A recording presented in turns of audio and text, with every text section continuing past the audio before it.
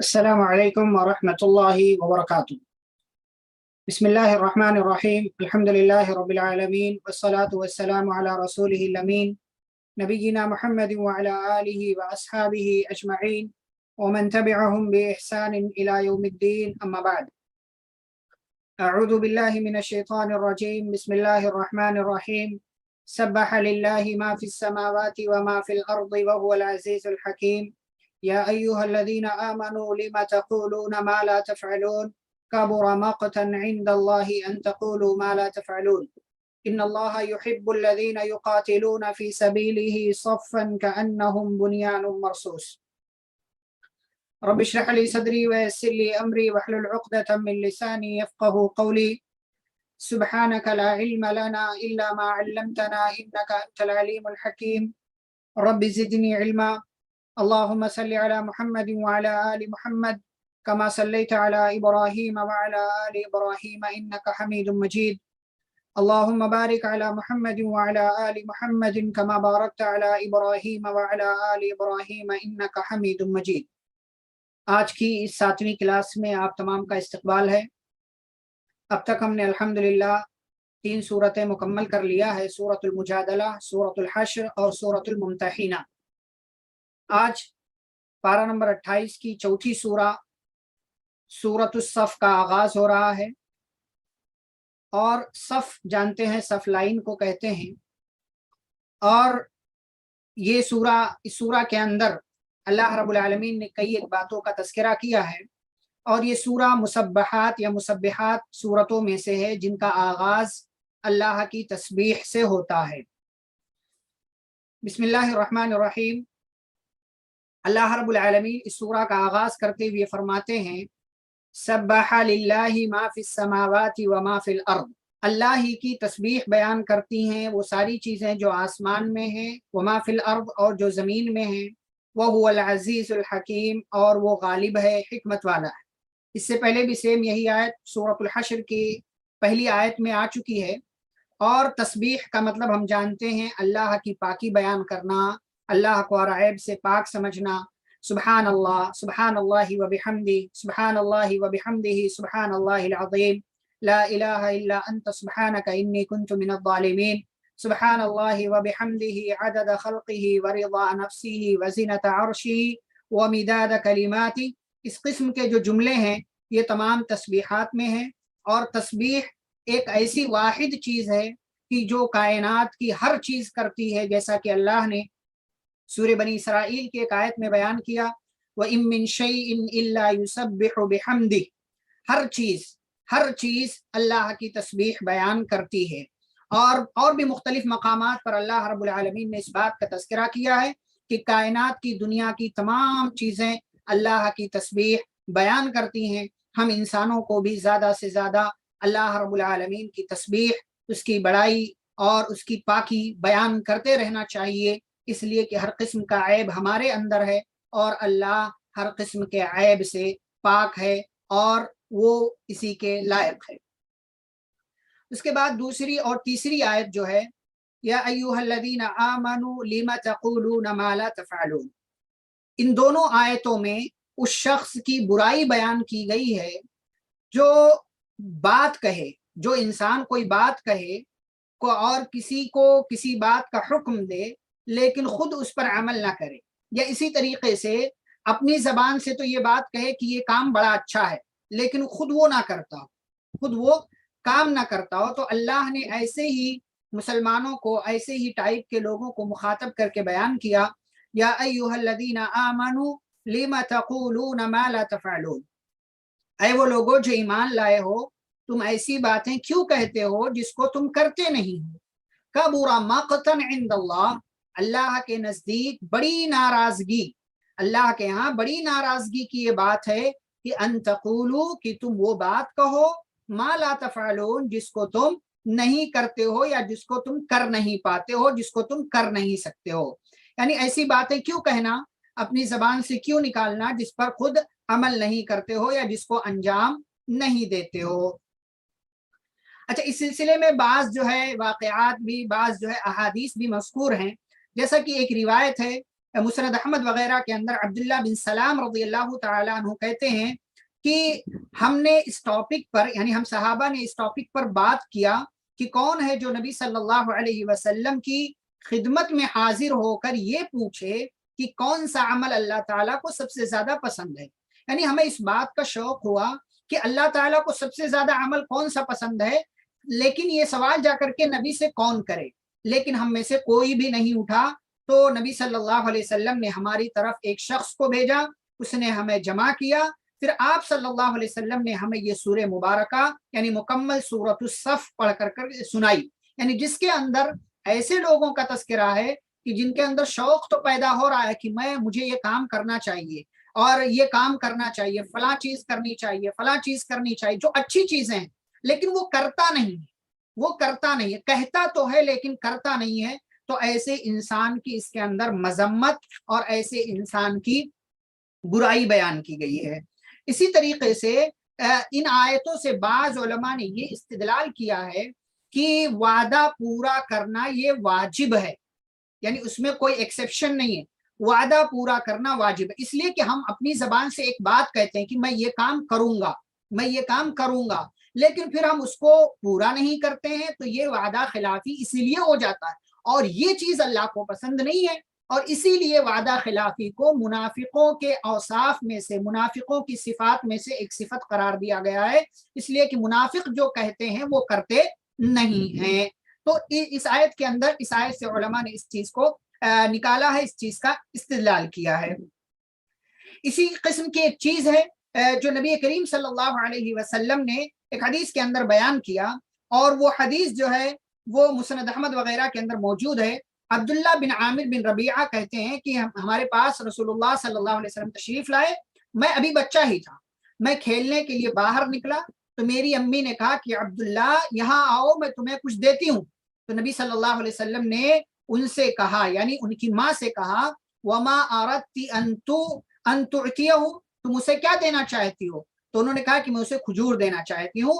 تو آپ صلی اللہ علیہ وسلم نے فرمایا، اما انکی لو لم تفعلی کتبت علیک کذبۃ، تم اگر ایسا نہ کرتی تو تمہارے اوپر جھوٹ لکھا جاتا. یعنی بہت سارے لوگ دیکھیں کیا کہتے ہیں نا، بچے کو بلاتے ہیں یا بچی کو بلاتے ہیں، بیٹا بیٹی ادھر آؤ اور میں تمہیں یہ چیز دوں گی، لیکن پھر وہ خالی بلانے کا ایک بہانہ ہوتا ہے، دیتے نہیں ہیں.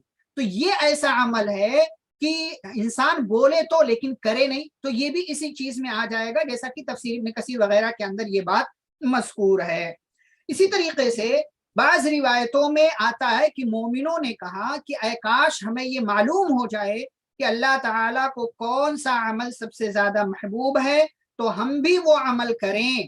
تو اللہ تعالیٰ نے سب سے زیادہ محبوب عمل کی طرف ان کی رہنمائی کرتے ہوئے آیت نمبر 4 میں بیان کیا، ان اللہ یحب الذین یقاتلون فی سبیلہ صفا کأنہم بنیان مرصوص، کہ بے شک اللہ تعالیٰ پسند کرتا ان لوگوں کو جو اس کے راستے میں قتال کرتے ہیں، صف لگا کر کے، یعنی پوری لائن سے صف بصف ہو کر کے، کأنہم بنیان مرصوص، اور ایسے ہوتے ہیں کہ جیسے کہ وہ سیسا پلائی ہوئی دیوار ہے، یعنی بالکل مضبوط دیوار، جیسے تانبا پیتل وغیرہ پگھلا کر کے دیوار بنائی جاتی ہے، جیسے ذوالقرنین بادشاہ نے یاجوج ماجوج کی دیوار بنائی ہے، ویسے سیم بالکل ان کی صفیں لگی ہوتی ہیں، اور اللہ تعالیٰ ایسے لوگوں سے محبت کرتا ہے.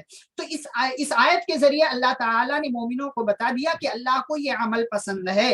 لیکن پھر جنگ احد کے موقع پر جب ان کی آزمائش ہوئی تو ان میں سے کچھ لوگ پیٹ پھیر کر بھاگ کھڑے ہوئے، تو اللہ تعالیٰ نے وہی کہا جو اس سے پہلے والی آیت میں ہے، یا ایھا الذین آمنوا لم تقولون ما لا تفعلون، اے ایمان والو تم ایسی باتیں کیوں کہتے ہو جس کو کرتے نہیں ہو. تو ہمارا یہ طریقہ نہیں ہونا چاہیے، بلکہ ہم جو کہیں اس پر عمل بھی کریں.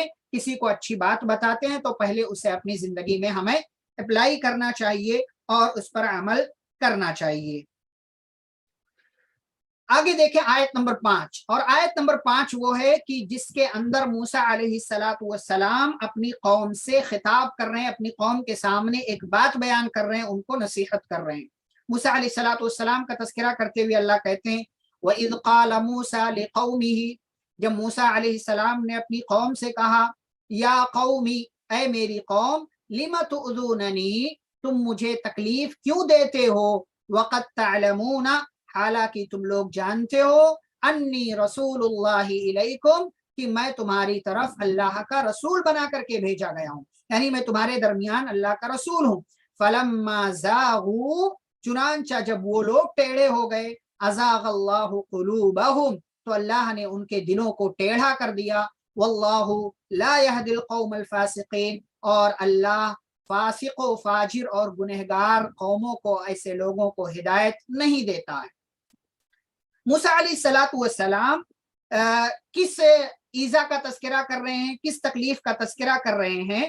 یعنی بہت مرتبہ ایسا ہوا کہ بنی اسرائیل نے، ان کی قوم نے ان کو ستایا، ان کو پریشان کیا، اور اسی لیے پیارے نبی صلی اللہ علیہ وسلم نے ایک حدیث کے اندر بیان کیا، فرمایا رحم اللہ موسیٰ، رحم اللہ علی موسیٰ لقد اوذی باکثر من هذا فصبر، اللہ موسیٰ علیہ السلام پر رحم کرے کہ انہیں ہم سے زیادہ تکلیف دی گئی لیکن انہوں نے صبر کیا، صبر سے کام لیا۔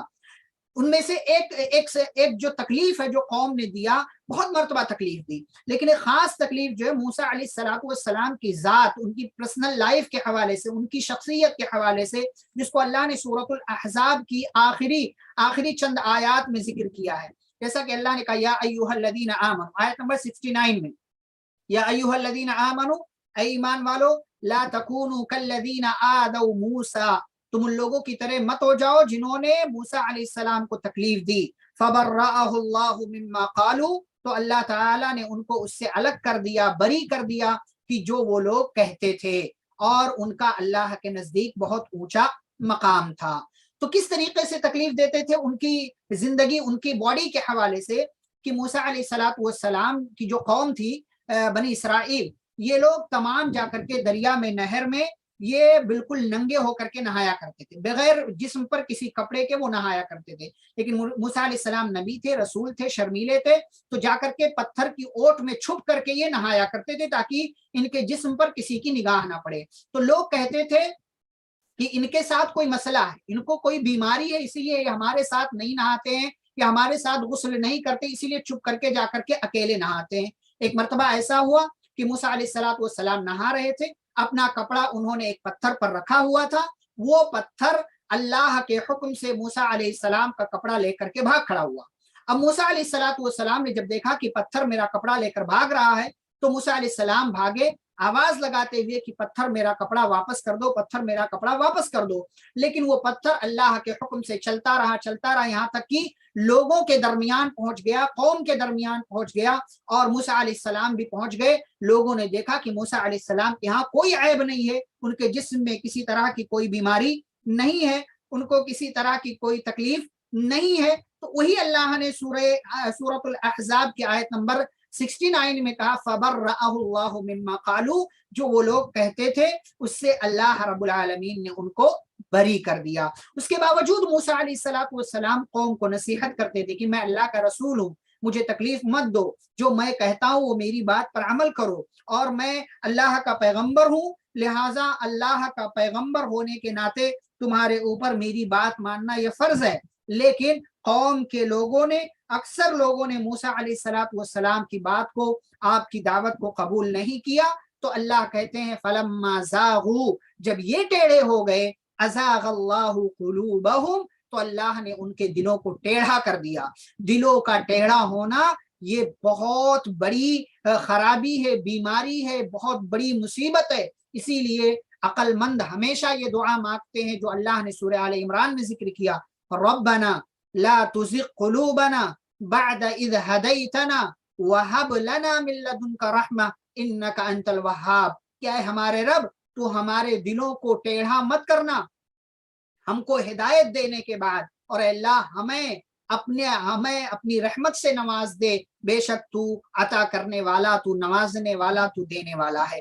یہ موسیٰ علیہ السلام، یہ اللہ تعالیٰ نے عقل مندوں کی دعا ذکر کی ہے جو سورہ آل عمران کے بالکل ابتدا میں ہے، غالباً آیت نمبر 8 یا 9 ہے، وہاں سے یہ دعا جو ہے آپ لوگ یاد کر لیں، اور یہ دعا انشاءاللہ میں کل سنوں گا آپ لوگوں سے۔ سورہ آل عمران کی آیت نمبر 8، ربنا لا تزغ قلوبنا بعد اذ ہدیتنا وہب لنا من لدنک رحمہ انک انت الوہاب، یہ آیت نمبر 8 اللہ نے ذکر کیا ہے کہ دلوں کی سلامتی کے لیے. اسی طریقے سے وہ دعا بھی ہے یا مقلب القلوب ثبت قلبی علی دینک، وہ بھی بہت پیاری سی دعا جو حدیث میں ہے اور یہاں قرآن میں. یہ دو دلوں کی سلامتی کے لیے جو آپ کے پاس دل ہے یہ آپ کے باڈی میں سینٹر کی حیثیت رکھتا، مرکزی حیثیت ہے. یہ سالم ہے تو سب سالم ہے، اسی لیے اس کی سلامتی کے لیے ہمیشہ اللہ سے دعا کرتے رہنا چاہیے، کیونکہ شیطان سب سے پہلا حملہ انسان کے ایمان پر کرتا ہے، اس جو ہدایت کے راستے پر ہے اس پر کرتا ہے. اسی لیے اس کی سلامتی کے لیے ہمیشہ دعا کرتے رہنا چاہیے. تو سورہ آل عمران کی آیت نمبر 8 میں جو دعا ہے یہ دعا آپ سب یاد کر لیں. انشاءاللہ کل یہ دعا میں آپ لوگوں سے سننے والا. تو یہ دعا نمبر 3 ہو گئی. اس سے پہلے سورۃ الحشر کی آیت نمبر 10 میں تھا، سورۃ الممتحنہ کی آیت نمبر 4 اور 5 میں، اور اب جو ہے سورہ آل عمران کی آیت نمبر 8 میں، جس کا تعلق یہاں آیت نمبر 5 سے ہے. ٹھیک ہے. اچھا یہاں پر ایک چیز یہ کہ اللہ تعالیٰ کسی کو اس وقت تک کسی مصیبت میں نہیں ڈالتا ہے جب تک کہ وہ بندہ اس کا حقدار نہ بن جائے. جب یہ ٹیڑے ہوئے تو اللہ نے ان کے دل کو ٹیڑھا کیا، ورنہ اللہ تعالیٰ ظالم نہیں ہے. اللہ تعالیٰ کسی پر مصیبت ویسے ہی نازل نہیں کرتا. اسی لیے اللہ نے کہا سورۃ الشورى کی آیت نمبر 35 سے غالباً وَمَا أَصَابَكُم مِّن مُّصِيبَةٍ فَبِمَا كَسَبَتْ أَيْدِيكُمْ، جو بھی مصیبت اور پریشانی تمہاری زندگی میں آتی ہے وہ تمہارے اپنے ہاتھ کا، اپنے اعمال کا نتیجہ ہے. وَيَعْفُو عَن كَثِيرٍ، اللہ تو اکثر گناہوں کو معاف کر دیا کرتا ہے. پھر اللہ نے کہا وَاللَّهُ لَا يَهْدِي الْقَوْمَ الْفَاسِقِينَ، اللہ فاسقوں اور گنہگاروں کو ہدایت نہیں دیتا ہے. آگے بڑھتے ہیں. آیت نمبر 6. آیت نمبر 6 میں موسیٰ علیہ السلام کا اللہ نے تذکرہ کر دیا. آیت نمبر 5 میں اب عیسیٰ علیہ السلام کا اللہ تعالیٰ تذکرہ کرتے ہیں. وَإِذْ قَالَ عِيسَى ابْنُ مَرْيَمَ یا بنی اسرائیل انی رسول اللہ علیکم، اور جب عیسیٰ ابن مریم نے کہا کہ اے بنی اسرائیل انی رسول اللہ علیکم، بے شک میں تمہارے درمیان اللہ کا رسول ہوں، مصدقا لما، اور تصدیق کرنے والا ہوں، اس چیز کو سچا بتانے والا ہوں، ما بین یدی من التوراۃ، جو اس سے پہلے تھی تورات، وہ مبشرا، اور خوشخبری دینے والا ہوں، برسول، ایک ایسے رسول کی، یاتی، جو آنے والا ہے، من بعدی، میرے بعد، اسمہ احمد، جس کا نام احمد ہوگا. فلما جاءہم بالبینات، پس جب وہ یعنی وہ رسول ان کے درمیان آ گیا، بالبینات، واضح دلائل کے ساتھ، قالو، تو ان لوگوں نے کہا ھذا سحر مبین، یہ تو کھلا ہوا جادو ہے، یہ تو کھلا ہوا جادو ہے. عیسیٰ علیہ السلام کے ذریعے اللہ رب العالمین نے اس آیت کے اندر پیارے نبی صلی اللہ علیہ وسلم کی بشارت بتائی اور ان کے دنیا میں آنے کی خوشخبری دی، اور اس چیز کو عیسیٰ علیہ السلام نے اپنی قوم بنی اسرائیل کے درمیان بیان کیا. اچھا بنی اسرائیل کون ہیں؟ بنی اسرائیل یہ دراصل یعقوب علیہ السلام کے 12 بیٹوں کی طرف منسوب ہے. اسرائیل نام ہے یعقوب علیہ السلام کا، اور بنین، یہ بنی جو ہے بنین سے نکلا ہوا ہے، اس کا مطلب ہوتا ہے بیٹے. تو اسرائیل کے بیٹے جو یوسف علیہ السلام وغیرہ 12 بیٹے تھے، تو 12 بیٹوں سے 12 قبیلے نکلے. یعقوب علیہ السلام سے پھر اور دیگر انبیاء جو آئے، اسی سے موسیٰ علیہ السلام ہے اور عیسیٰ علیہ السلام ہے.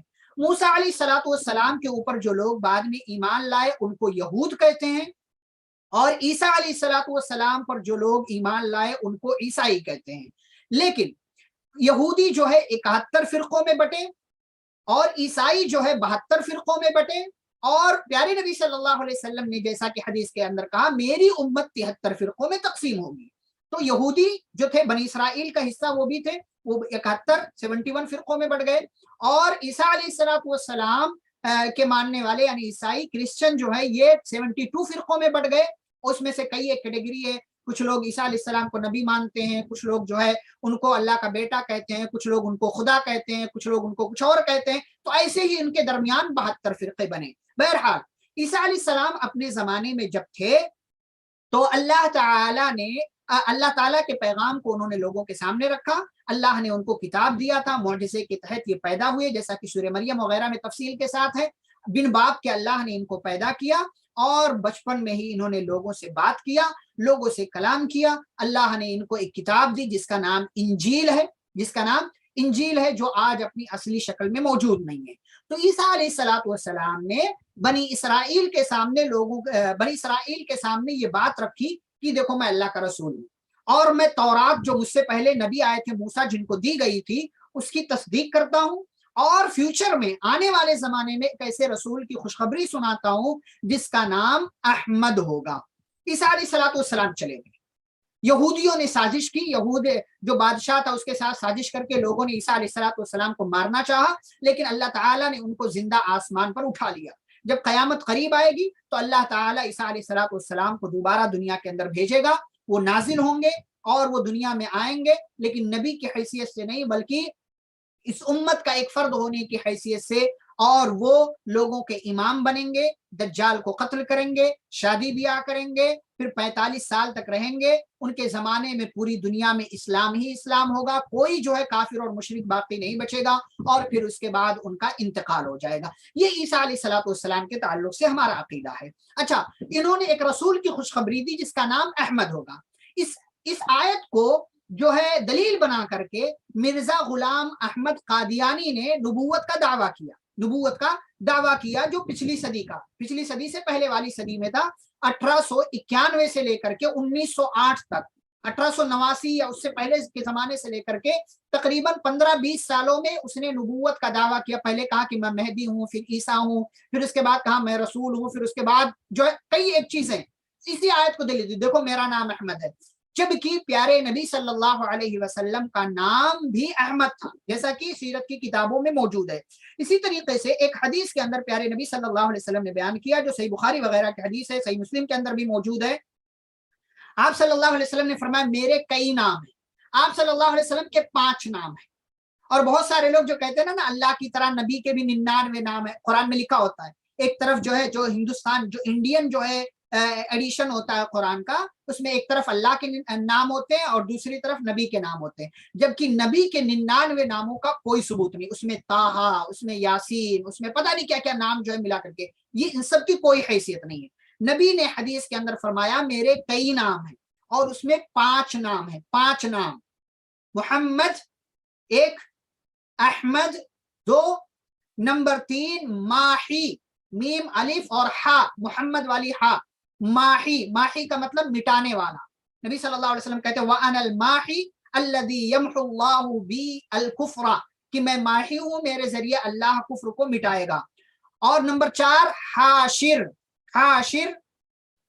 الَّذِي يُحْشَرُ النَّاسُ عَلَى قَدَمَيَّ، کہ میں حاشر ہوں، اور حاشر کا مطلب جو ہے اٹھانے والا، یعنی تمام لوگ میرے پاس آئیں گے، یعنی قیامت کے دن جب شفاعت کرنے کے لیے لوگ آئیں گے کہ مطلب آپ ہمارے لیے شفاعت کر دیجیے، جو سارے لوگ نبی صلی اللہ علیہ وسلم کے پاس آ کر کے جو ہے التجا کریں گے، تو اسی سے آپ کا نام حاشر ہے۔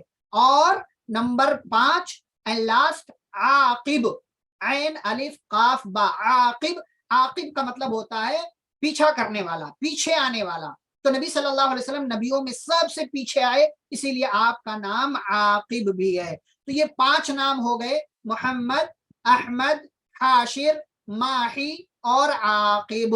تو یہ اس آیت میں جو احمد نام ہے اس سے مراد پیارے نبی صلی اللہ علیہ وسلم ہے۔ اچھا، فلما جاءہم بالبینات، جب پیارے نبی صلی اللہ علیہ وسلم ان کے درمیان آ گئے واضح دلائل کے ساتھ، قالوا، تو ان لوگوں نے کہا ھذا سحر مبین، یہ تو کھلا ہوا جادو ہے۔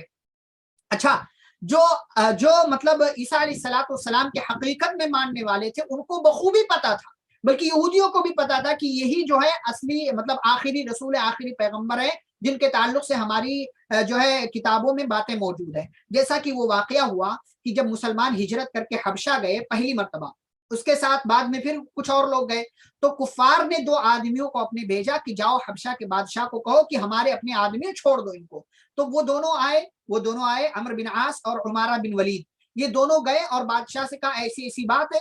تو بادشاہ نے مسلمانوں کو بلا کر کے پوچھا بھائی کہ کیا مسئلہ ہے، تمہیں لینے کے لیے آئے ہیں۔ تو مسلمانوں کی طرف سے حضرت جعفر بن ابی طالب، حضرت علی رضی اللہ عنہ کے بھائی نے پوری بات رکھی کہ بادشاہ ہم جاہل تھے، فلاں گناہ کام کرتے تھے، ہمارے درمیان ہی ہم میں سے ایک رسول آیا جس نے ہمیں اچھی باتیں بتائی، ہم نے ان کی بات مان لی، بس اسی بات پر ہماری قوم ہماری دشمن ہو گئی اور ہمیں ہمارے گھروں سے نکال دیا، یہی ہمارا جرم ہے۔ تو بادشاہ نے کہا بھائی یہ تو کوئی بات نہیں ہوئی، جاؤ ٹھیک کرو۔ پھر دوسرے دن ان لوگوں نے کہا، یعنی جو کفار کی طرف سے 2 لوگ گئے تھے، ان لوگوں نے کہا کہ یہ مسلمان ایسے ہیں جو آپ کے نبی عیسیٰ کے تعلق سے، وہ حبشہ کا بادشاہ جو تھا وہ عیسائی تھا، کرسچن تھا، تو ان لوگوں نے ایک پیترا چلا، ایک چال چلی اور کہا کہ یہ لوگ آپ کے نبی کے تعلق سے عجیب و غریب باتیں کرتے ہیں۔ تو دوسرے دن پھر بلایا، مسلمان ڈر گئے کہ اب کیا بات ہو گئی، تو جب بلایا تو کہا کہ تم لوگ اچھا عیسیٰ کے بارے میں کیا کہتے ہو؟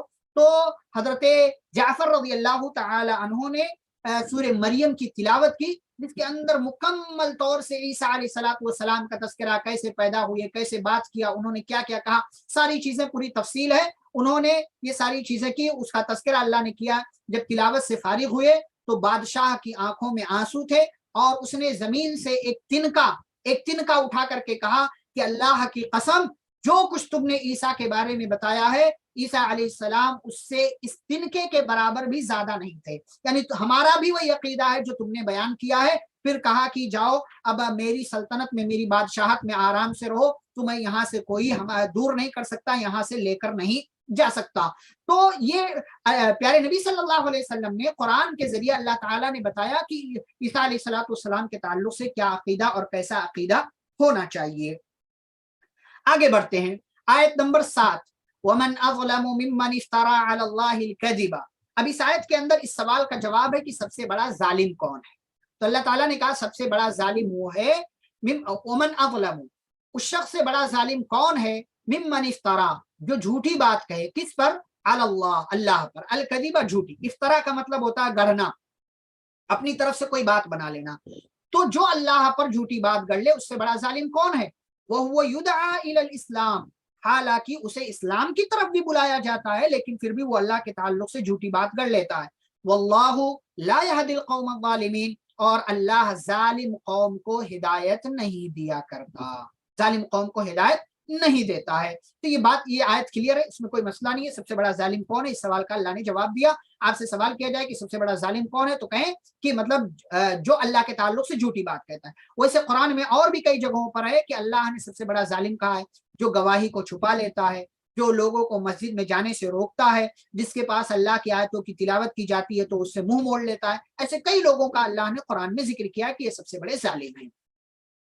پھر آیت نمبر 8 اور 9 میں اللہ نے اس بات کا تذکرہ کیا ہے کہ اللہ تعالی کے دین کو ختم کرنے کے لیے تمام کافر مل کر کے کوششیں کریں گے، لیکن یہ اپنی کوشش میں کبھی بھی کامیاب نہیں ہوں گے، بلکہ اللہ رب العالمین اپنے دین کو مکمل کر کے رہے گا، چاہے کافروں کو کتنی زیادہ یہ بات بری لگے۔ جیسا کہ اللہ کہتے ہیں یریدون لیطفئوا نور اللہ بافواہہم، وہ لوگ چاہتے ہیں لیطفئوا، کہ وہ بجھا دیں، نور اللہ، اللہ کی روشنی کو، کس سے؟ بافواہہم، اپنے منہ سے، واللہ متم نورہ، اور اللہ اپنے نور کو مکمل کر کے رہے گا، ولو کرہ الکافرون، گرچہ کافروں کو یہ بات ناپسند ہو۔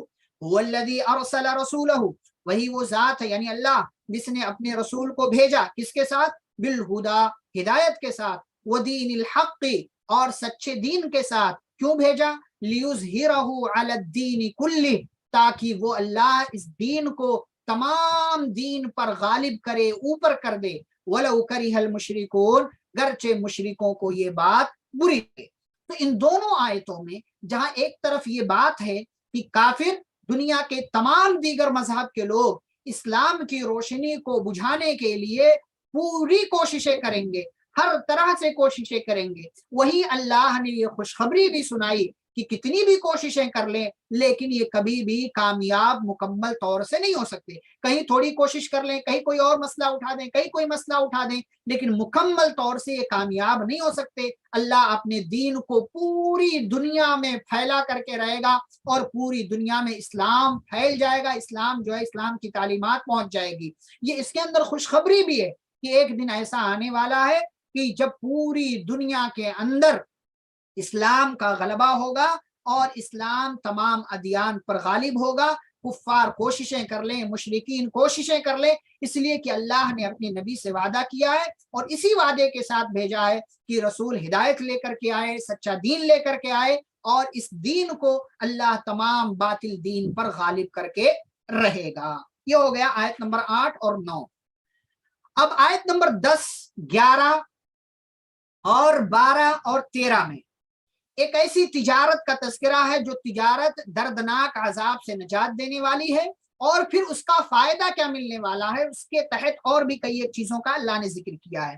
آیت دیکھتے ہیں، یا ایھا الذین آمنوا، اے ایمان والو، هل ادلکم، کیا میں تمہاری رہنمائی نہ کروں، علی تجارت، ایک ایسی تجارت کی طرف، تنجیکم، جو تم کو نجات دے، کس سے، من عذاب علیم، دردناک عذاب سے، جو تمہیں دردناک عذاب سے بچا لے۔ کیا ایسی تجارت کے بارے میں نہ بتاؤں؟ کیا تجارت ہے وہ کون سی تجارت ہے؟ تؤمنون باللہ، تم ایمان لے آؤ اللہ پر، ورسول، اس کے رسول پر، وتجاہدون فی سبیل اللہ، اور اللہ کے راستے میں جہاد کرو اگر اس کی ضرورت پڑے۔ کیسے؟ باموالکم، اپنے مال کے ذریعے، وانفسکم، اور اپنی جان کے ذریعے، ذالکم خیر لکم، یہی تمہارے لیے بہتر ہے، ان کنتم تعلمون، اگر تم جاننے والے ہو۔ یہ تو ہو گئی بھائی تجارت۔ تجارت میں کیا ہے؟ اللہ پر، رسول پر ایمان، اور دین کی مکمل طور سے مدد، جیسی جہاں ضرورت پڑے، مال کے ذریعے، جان کے ذریعے، جیسی ضرورت پڑے، یہ ہے تجارت۔ اس کا فائدہ کیا ملے گا؟ ایک تو دردناک عذاب سے نجات ملے گا، دوسرا یہ، اگلی آیت دیکھیں، یغفر لکم ذنوبکم، وہ اللہ تمہارے گناہوں کو معاف کر دے گا، ویدخلکم، اور تم کو داخل کرے گا، جنات، ایسی جنتوں میں، تجری من تحتها الانہار، جس کے نیچے نہریں جاری ہیں، وَمَسَاكِنَ طَيِّبَةً فِي جَنَّاتِ عَدْنٍ، اور آگے اللہ رب العالمین کہتے ہیں کہ ایسی جنت، ایسے وَمَسَاكِنَ طَيِّبَةً، ایسے پاکیزہ مکان اور بلڈنگ میں، فی جنات عدن، جو کہاں پر ہے؟ ہمیشہ والی جنتوں میں ہے، ہمیشہ والی جنتوں میں بہترین بلڈنگ، بہترین گھر دیا جائے گا۔ ذَلِكَ الْفَوْزُ الْعَظِيمُ، اور یہ بڑی کامیابی ہے۔ وَأُخْرَى تُحِبُّونَهَا، اور ایک ایسی چیز بھی میں تم کو دوں گا، تُحِبُّونَهَا، جس کو تم پسند کرتے ہو، جس کو تم پسند کرتے ہو۔ وہ چیز کیا ہے؟ وہ چیز کیا ہے؟ نصر من اللہ، اللہ کی مدد بھی آئے گی دنیا میں، وفتح قریب، اور بہت جلد تمہاری فتح بھی ہوگی، وبشر المؤمنین، اور مومنوں کو آپ خوشخبری سنا دیجیے۔ ان چار آیتوں میں اللہ رب العالمین نے بنیادی طور سے ایمان کا فائدہ بتایا ہے، ایمان کا اور دین پر جمے رہنے کا فائدہ بتایا ہے، کہ اگر ہم صحیح معنوں میں ایمان والے رہیں اور دین سے جڑے رہیں تو ایسی صورت میں اللہ ہمیں دردناک عذاب سے نجات دے گا۔ فائدہ نمبر 1۔ فائدہ نمبر 2، ہمارے گناہ معاف کر دے گا۔ فائدہ نمبر 3، جنت میں داخل کرے گا۔ فائدہ نمبر 4، صرف جنت میں نہیں بلکہ جنت میں بہترین بلڈنگ بھی دے گا۔ فائدہ نمبر 5، ایسی چیز دے دے گا جس کو ہم پسند کرتے ہیں، یعنی دنیا میں اللہ ہر طرح سے ہماری مدد کرے گا۔ نمبر 6، اللہ تعالیٰ کافروں کے مقابلے میں ہمیں فتح دے دے گا، ہمیں کامیابی دے دے گا۔ اور جب یہ چیزیں مکمل ہوئی تو اللہ نے کہا وَبَشِّرِ الْمُؤْمِنِينَ، اے پیارے پیغمبر صلی اللہ علیہ وسلم، آپ تمام مومنوں کو خوشخبری سنا دیجیے۔ کیونکہ یہ فائدہ کس کا ہے؟